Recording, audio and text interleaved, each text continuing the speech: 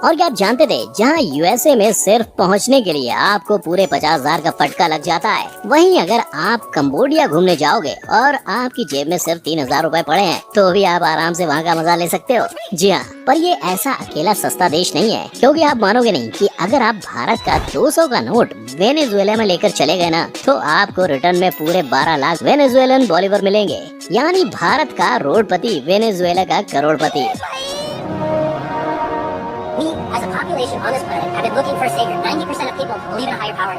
और अब जब सस्ते देशों की बात चली रही है तो ये भी जान लो कि हमारा पड़ोसी देश पाकिस्तान हमसे पूरा 7% सस्ता है। जहां हमारा एक 2,000 का नोट वहां जाके PKR 4,700 में बदल जाता है, यानी डबल।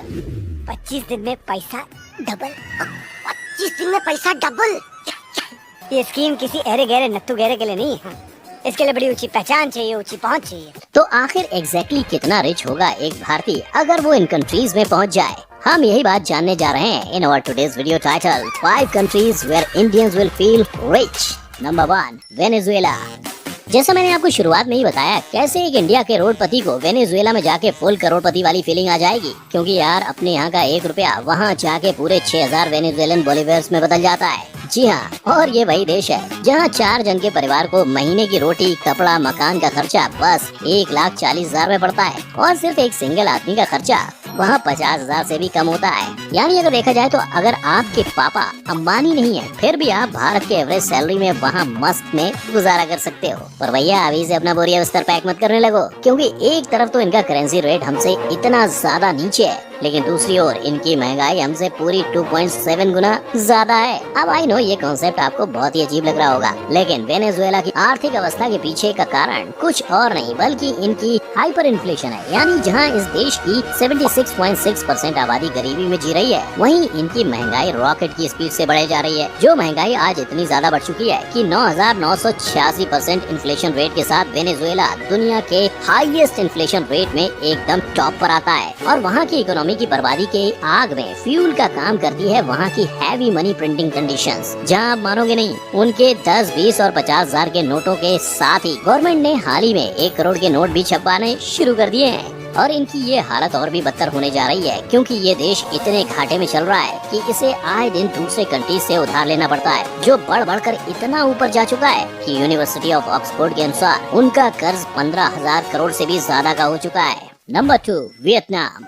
अब अगर आपको भारत के कम से कम इनकम में भी अमीरों वाली फीलिंग चाहिए तो कहीं और जाने की जरूरत नहीं, क्योंकि वियतनाम में गरीब से गरीब भारतीय अमीर बन जाता है। अरे भाई ये कोई जादू टोने वाली बात नहीं है, ये तो अपने दोनों देशों के फॉरेन एक्सचेंज रेट का कमाल है। यानी अगर कोई व्यक्ति अपना 1 रुपए का सिक्का वियतनाम लेकर जाता है तो वो वहाँ जाकर पूरे 304 वियतनामीज डोंग में कन्वर्ट हो जाएगा। क्यों आई ना एकदम अमीरों वाली फीलिंग? पर यारो फ्लो में बह मत जाना, क्योंकि भले ही हमारा 2,000 का नोट वहाँ जाकर 6 लाख डोंग में बदल जाए, पर आपका ये 2,000 ज्यादा टाइम टिकेगा नहीं। और ऐसा मैं इसलिए कह रहा हूँ क्योंकि 300% का फर्क होने के बावजूद हमारा मार्केट ही वियतनाम से सस्ता है, वो भी पूरे 25.6%। जहाँ आप मानोगे नहीं, दारू और सुट्टे के अलावा वियतनाम की रोजमर्रा की सारी चीजें हमारे मुकाबले महंगी ही हैं। अब यहाँ चल रही महंगाई का कारण ग्लोबल मार्केट में उनका लेट उतरना, मतलब जहाँ बहुत पहले ही ज्यादातर south Asian countries global market में पैर रख चुकी थी, वहीं वियतनाम ने काफी लेट 1980s में जाकर एंट्री मारी थी। यानी देखा जाए तो इनको सीन में आए बस कुछ 40 साल ही हुए हैं। तभी तो कई अंतर्राष्ट्रीय इन्वेस्टर्स वियतनाम के मार्केट में पैसे डालने और उनके साथ बिजनेस करने से हिचकिचाते हैं। तभी तो ये देश सबसे ज्यादा अपने टूरिज्म से कमाता है, जहाँ ये डिपार्टमेंट इनकी GDP में पूरे 10% कंट्रीब्यूट करता है। Number 3, Cambodia. क्या आप मेरी बात पर विश्वास करोगे? अगर मैं कहूँ कि आप सिर्फ और सिर्फ 12 लाख में एकदम मस्त वाला 1 BHK घर अपना बना सकते हैं, नहीं ना?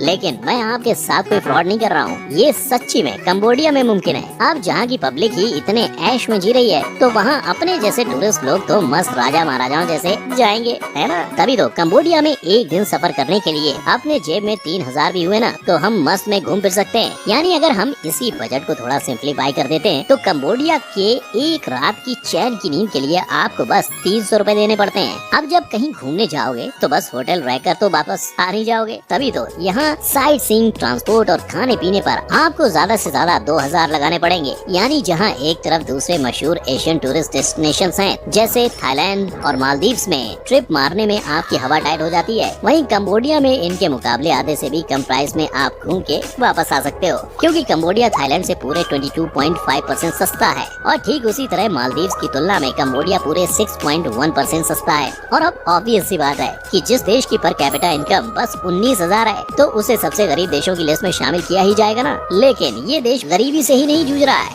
गरीबी के साथ कंबोडिया का अंतर्राष्ट्रीय कर्ज पूरे 66,000 करोड़ रुपए का है, जिसका 40% हिस्सा तो चाइना को ही देना है। यही नहीं, कंबोडियन जर्नलिस्ट अलायंस एसोसिएशन ने ये तक अंदाजा लगाकर रखा है कि इस साल के अंत तक यही कर्ज 74,000 करोड़ तक पहुंच सकता है। नंबर 4, नेपाल। दर्शकों, क्या आपके बैंक अकाउंट में बस 1,000 रुपए बचे हैं, लेकिन आपको फिर भी कहीं अब्रोड ट्रिप मारना है, तो भाई ये भी 101% पॉसिबल है। यहाँ वहाँ देखने की जरूरत नहीं है। अपने पड़ोसी देश नेपाल में दिन का खर्चा इतना ही आता है, और ये इसलिए मुमकिन है क्योंकि हमारा 1 रुपया बॉर्डर क्रॉस करके 1.60 नेपाली रुपी में कन्वर्ट हो जाता है। आई नो, दोनों ही देशों की करेंसी में कोई दिल दहला देने वाला फर्क नहीं है, पर ऐसा इसलिए है क्योंकि हम देखने चाहें तो अपना 1000 रुपया वहाँ जाकर बढ़ बढ़कर बस 600 रुपयों से बढ़ेगा। लेकिन अगर कोई भारतीय वहाँ घूमने चला जाए तो उसके लिए ये ट्रिप काफी सस्ते में निपट सकती है, क्योंकि वहाँ आप इजिली 500 रुपए में मस्त वाले होटल में रात गुजार सकते हो। और क्योंकि ये बिल्कुल हमारी बगल वाली कंट्री ही है तो फ्लाइट का आने जाने का खर्चा भी सिर्फ 20,000 तक जितना है। पर फिर भी अगर ये ज्यादा लग रहा है तो कोई बात नहीं, इंडिया से नेपाल की बसेस भी जाती हैं जो आपको बस 1000 से 2000 में वहाँ पहुँचा देंगी। वैसे यही नहीं, अगर आपको कभी अचानक भी नेपाल घूमने का मन कर जाए तो आप ये भी कर सकते हो, क्योंकि दूसरे देशों की तरह यहाँ भारतीयों को वीजा की जरूरत नहीं पड़ती। अब वैसे तो ये देश हम जैसे टूरिस्ट को खुश रखना बहुत अच्छे से जानता है, पर जब अपनी खुद की बारी आती है तब आज भी नेपाल की आबादी के पूरे 25% लोग गरीबी में जी रहे हैं, जिसके चलते नेपाल आज भी दुनिया के गरीब देशों में से एक माना जाता है। पर यही नहीं, नेपाल की क्वालिटी ऑफ लाइफ भी कुछ खास अच्छी नहीं है। 2011 में ग्लोबल हंगर इंडेक्स की रिपोर्ट में उनकी पोजीशन 54 थी, और यही सारे कारणों के चलते नेपाल का नेशनल डेब्ट 2020 में पूरे 1 लाख करोड़ से भी ज्यादा आया था। नंबर 5, पाकिस्तान। आखिर में आते हैं हम पाकिस्तान पे, जहाँ जाकर बापू का काम डायरेक्ट डबल हो जाता है। जी हाँ, और ये इसलिए मुमकिन है क्योंकि पाकिस्तान की इकोनॉमी हमसे पूरे 7% नीचे है, जिसके चलते एक भारतीय को बॉर्डर के उस पार बिल्कुल नवाबों वाली फीलिंग आएगी। क्योंकि हम अगर इनके रोज के खर्चों पर नजर घुमाएंगे, यहाँ की पब्लिक रेस्टोरेंट में जाकर भर पेट ठूसने के बाद भी इंडिया के मुकाबले 5.4% कम खर्च करती है। यही नहीं, जब बात आती है घर पर इन्वेस्ट करने की, तब पाकिस्तान से बेहतर शायद कोई देश होगा जहाँ आप घर लेना चाहोगे, क्योंकि आप मानोगे नहीं, वहाँ 1 स्क्वायर फीट का भाव आज के दिन में बस 5,772 है। और सिर्फ यही नहीं, पाकिस्तान में अगर घर भाड़े पर भी लेना हो तो भी आपको चिंता करने की जरूरत नहीं है, क्योंकि पाकिस्तान के रेंट प्राइस इंडिया से पूरे 26.9% सस्ते हैं। और उसके साथ ही हमारे पड़ोसियों को रोजमर्रा की चीजें लेने के लिए भी ज्यादा पापड़ नहीं बेलने पड़ते हैं, क्योंकि उनके यहाँ डीमार्ट और बिग बाजार का बिल हमसे पूरा 32.6% कम आता है, जिसकी वजह से गो बैंकिंग रेट्स कंपनी के सर्वे के अनुसार पाकिस्तान दुनिया का सबसे सस्ता देश के लिस्ट में नंबर 1 की पोजीशन में आया था। यानी हम चाहें तो पाकिस्तान जाकर एकदम ऐश की जिंदगी जी सकते हैं, पर अब वहाँ जाना कितना समझदारी का काम होगा ये तो भाई आप ही जानो। तो अब आप इन सारे देशों की करेंसी को इंडिया के साथ कंपेयर करके देखो तो भले ही दोनों देशों में अपना पलड़ा भारी नजर आता है, पर रियलिटी में सामने वाले देश के मुकाबले हमारा खर्चा फिर भी बहुत ज्यादा कम है। तो आज की हमारी लिस्ट में आप कौन से चीप देश में अपने भारतीय नोट को खर्च करके नॉर्मल से ज्यादा अमीर फील करना चाहोगे? नीचे कमेंट में लिखकर मुझे जरूर बताना। और साथ ही अगर ये वीडियो देखकर आपको कोई नया ज्ञान हासिल हुआ हो तो इसे लाइक और अपने दोस्तों में शेयर जरूर कर देना, ताकि उन्हें भी 2 सेकंड के लिए अमीरों वाला अनुभव हो। वैसे अगर आप ऐसे ही मजेदार वीडियोस देखते रहना चाहते हो तो चैनल को सब्सक्राइब करके साइड वाले बेल आइकन को भी हिट कर देना, और हमारी मुलाकात होगी अगली बार। जय हिंद।